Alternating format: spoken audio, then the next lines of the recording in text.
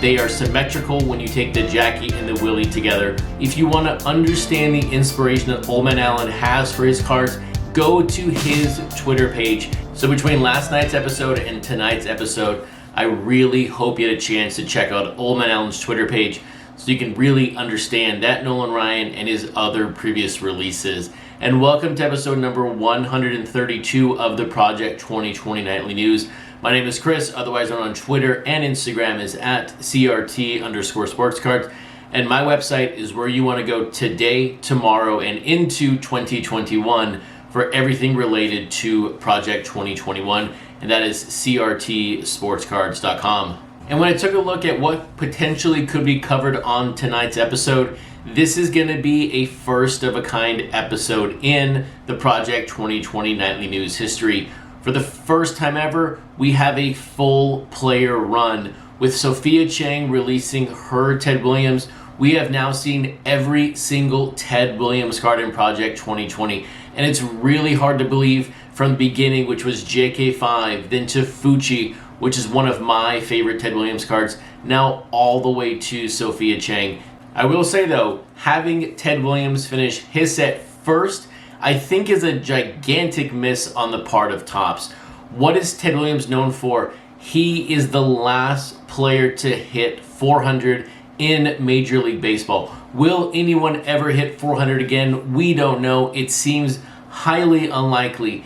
And there's no better player that could have been card number 400 than this Sophia Chang. So I was a little saddened that this card came out this early towards the end, or not even the last day, because Ted Williams in Project 2020 should have been card number 400. But we'll get back to the cards that released today here in a second. The one thing I did want to clear up was my confusion on the Tyson Beck Tony Gwynn. And when you take a look at the video from yesterday, there are times, and I admit this multiple times, that sometimes I don't look at the details, and sometimes the best way to hide a feature in something is to make it so obvious people miss it. And it was clear as day on that Tony Gwynn. Tyson Beck, that was his rainbow foil. So great job there, Tyson Beck, leveling us all, or maybe just me, maybe I'm the only one who missed the fact that that was his rainbow foil board parallel in Project 2020. But now, as we take a look back at the Monday cards, we have now seen the print runs for the Jacob Rochester Mariano, the Gregory Siff Roberto Clemente, and the Don Mattingly Grotesque. But when you take a look at the print runs, were there any surprises when you saw the numbers this morning? It was interesting to see how basically all of them printed at 2,000 from an average perspective. 1,988 was the average. That Clemente by Gregory Siff, I was very happy to see it come out on top. I just wish it sold a little bit more than 2.3. I really like that 2.7, 2.8 number from a high demand or from a it sold well perspective. So it just missed that mark, but very, very nice job there at 2.3. The Rochester Mariano, though, gave me a little bit of a scare, coming in 1,624, flirting with that 1,500 number. And then my favorite artist of the set, Grotesque, with his Don Mattingly. And I have to say, this print run on the Mattingly is just fantastic. I almost, though, wish it was 2020, but seeing it come in at 2,000 was great. I only personally bought one Mattingly and one Gregory Siff card, so maybe my card put it over the top. I don't think it did. A lot of others out there bought one card of this, but it was great to see the very first card land right at 2,000 be a Grotesque Don Mattingly. Now, all of that takes us to the cards that released today, and we've already talked a little bit about the Sophia Chang Ted Williams, but also releasing today is F. with his Sandy Koufax, a vertical, not horizontal Sandy Koufax, and Blake Jameson releasing his Frank Thomas. When you take a look at these cards, which one is your favorite release of the day? For me personally, obviously, I'm a Ted Williams fan, and so I'm going to go with that one. But when I take a look at these three cards, I think of something very different versus, is this card good or is this card bad? I really think about how did the artist interact with the fans and the buyers of Project 2020. And I really think when we look back this time next year, or when we as really diehard fans of Project 2020 look back in 5 years, what are we going to remember? We are going to remember the artist who really treasured the interaction with their fans.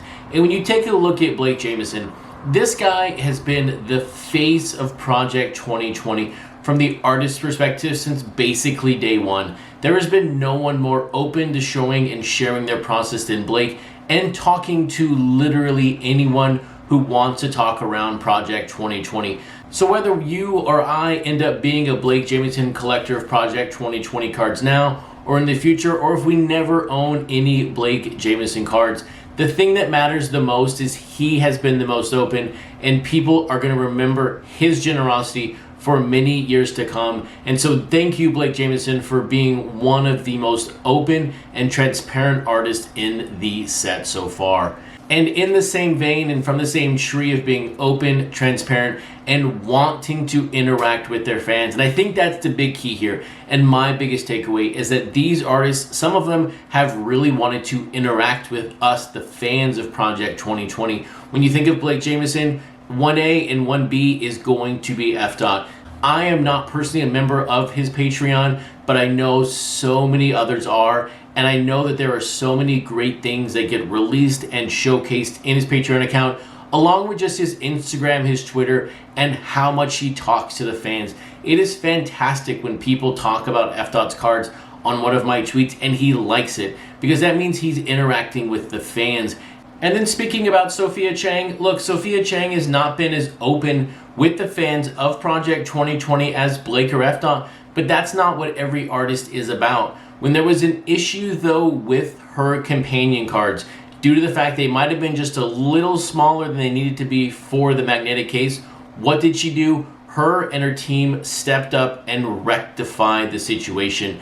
That is an artist showing that they care about their customers' money. So while she might not be as open as Blake or F. is, she cares about people's money, and for that, I have to say thank you. So at the end of the day, that is what you are going to take away in the future with Project 2020. Not about Frank Thomas having a red background, or Sandy Koufax having Ebbets Field, which is amazing, or Sophia Chang's Ted Williams being the last Ted Williams in the set. What you're going to remember is the interaction you had with the artist during the live part of the set. So with that, I hope you have a fantastic Wednesday evening, and I'll see you back tomorrow night for episode number 133 of the Project 2020 Nightly News.